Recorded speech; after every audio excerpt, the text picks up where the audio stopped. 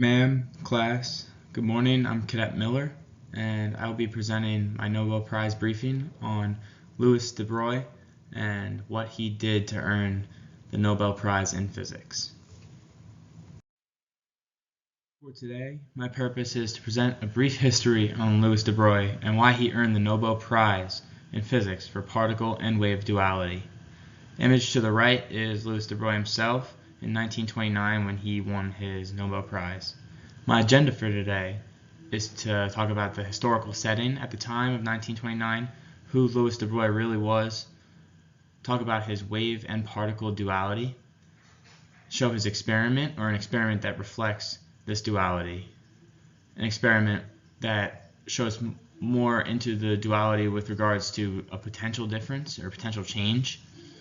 And lastly, I'll wrap it up with a discussion, my references, and questions. So that takes us to our historical setting. First, in our course, we're going to be dealing with the de Broglie wavelength, which is equation 5.2 in the PRC and textbook. As shown on the left here is the wavelength for the Broglie wavelength, and is equal to Planck's constant over momentum, which is also known as mass times velocity. This helps create a conversion between a form of energy through velocity into a wavelength. Furthermore, some other equations you want to recall when dealing with these relationships are E equals mc squared, which is equation 2.64, E equals momentum times speed of light, and Planck's constant times frequency, or Planck's constant times speed of light over wavelength. And these are equations 2.72, 3.25, and 5.29 in the PRC. So to take a quick break from physics right now, we're going to be discussing the historical setting at the time and what was going on when de Broglie won his Nobel Prize in Physics in 1929. So in March, the San Francisco Bridge opened and became the largest in the world. In May, gangster known around the world, Al Capone, he was arrested finally. In June, the first ever conference of the Communist parties was held in Buenos Aires. In August, many Jewish and Palestinian people were killed through the Palestine riots, which was very detrimental at the time. In October, the Soviet Union and Britain restored relations. In November, conscription in Australia was ended, and women gained the right to vote in Turkey. Following the historical setting of 1929, people wonder what Louis de Broglie was like before 1929. He was referred to as Prince de Broglie and was a student of the French Academy. He was a secretary of the Academy of Sciences and a professor at Paris University. He was the seventh Duc de Broglie, member of the French nobility through his family.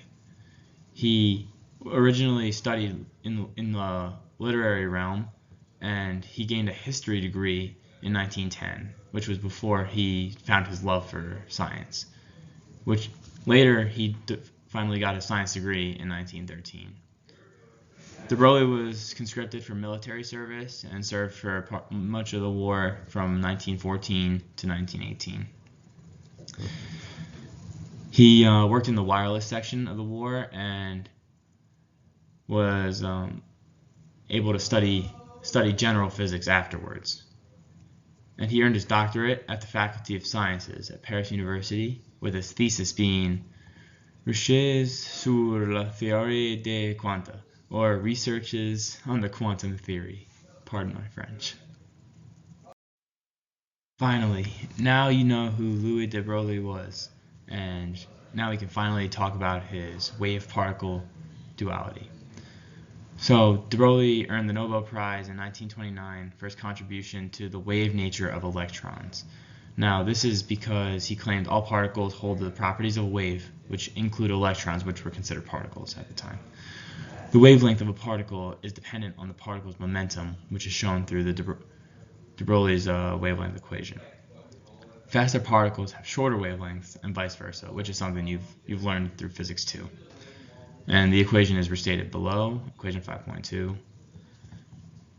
And in the bottom right, there's a diagram that kind of shows how the particles within a wave will function and how they're going to oscillate in order to display how many particles can form what some will see as a wave.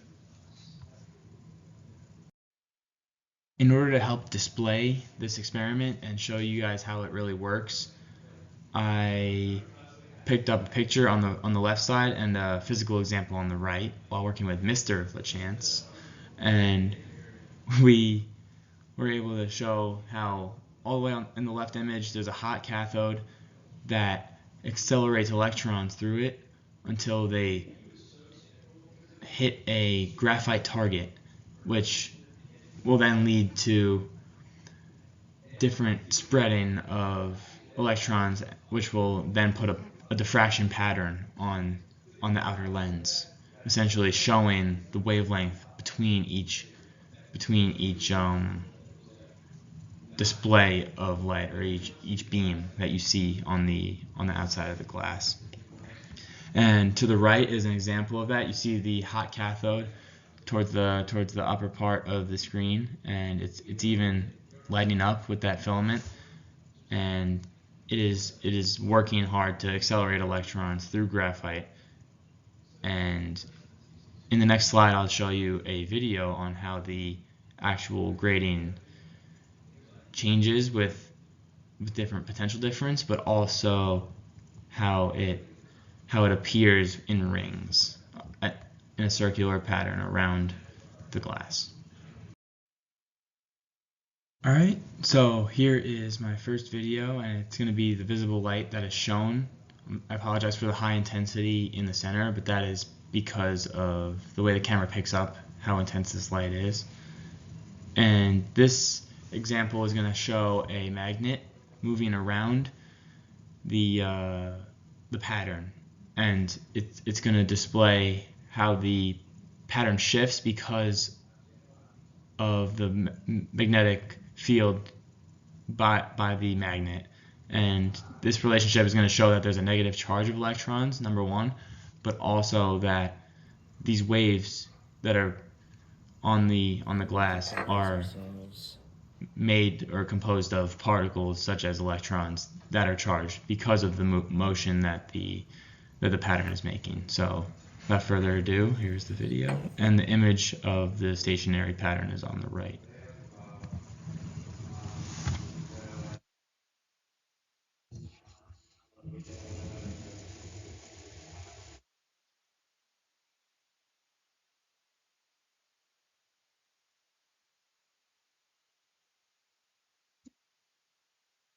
So that's a very quick example of how simple induced magnetic field will show a significant change in the shape or displacement of the pattern because of the charged particles that make it up.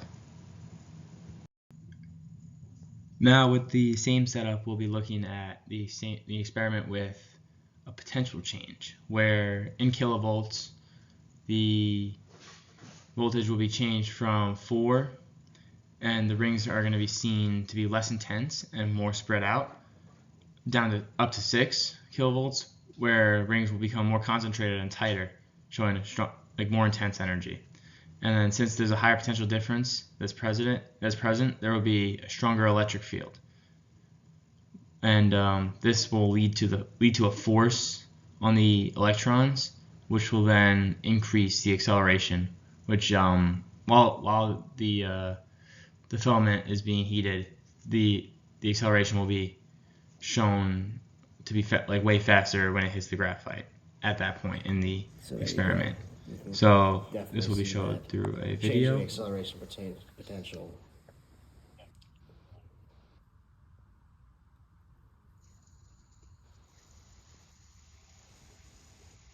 Yeah, it's back to 4. Right now. Higher potential. Go up to 6. Okay. And this setup. so you can see the glowing filament. Yeah. There you go.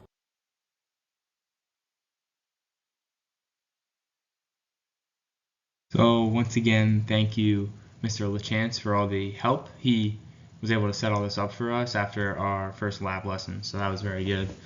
And it was very evident where when the potential went up to 6 kilovolts, there was a lot more concentration and a lot more intense of a light towards the center, which, since the camera is unable to pick up the exact rings, not the most rings were shown, but definitely just by the volume shown of the light in the center and how intense it was, there's clearly more energy being transferred through the acceleration of the particles. Following this experiment, de Broglie's findings were able to continue the study of quantum mechanics because of this duality of waves and particles, and because of this, his study of wave-particle duality was able to transcend time and be able to be present still today. René Descartes in La Duality from 1637 described light as a pressure wave at infinite speed in a pervasive medium, and this was way before de Broglie, and eventually de Broglie disproved this long debate whether it was a wave or a particle, or even the definitions between those, through his equation, and was able to kind of set the standard straight with regards to this phenomena. Now, in current days, as of last year, the Swedish school of Linköping University, they were studying a specific aspect of de Broglie's continued study, and they were able to link between quantum mechanics and information theory, and this provides a valuable insight for future quantum communication, metrology, and cryptography. So this is showing how the findings of de Broglie were furthered in education and research way beyond his Nobel Prize of Physics in 1929. And below are some examples of the use of waves and particles in actual fields. But to the bottom left is a particle accelerator, and to the bottom right is X-ray imaging, and it shows how there is the use of particles and waves and how they diffract at different angles to help image certain items through higher frequencies, and that is such a prevalent topic today. Here are my references for the most recent study. I had a total of 10 references. And ma'am, class, that concludes my brief. Pending any questions, I would love to hear from you and get any feedback if possible. Thank you.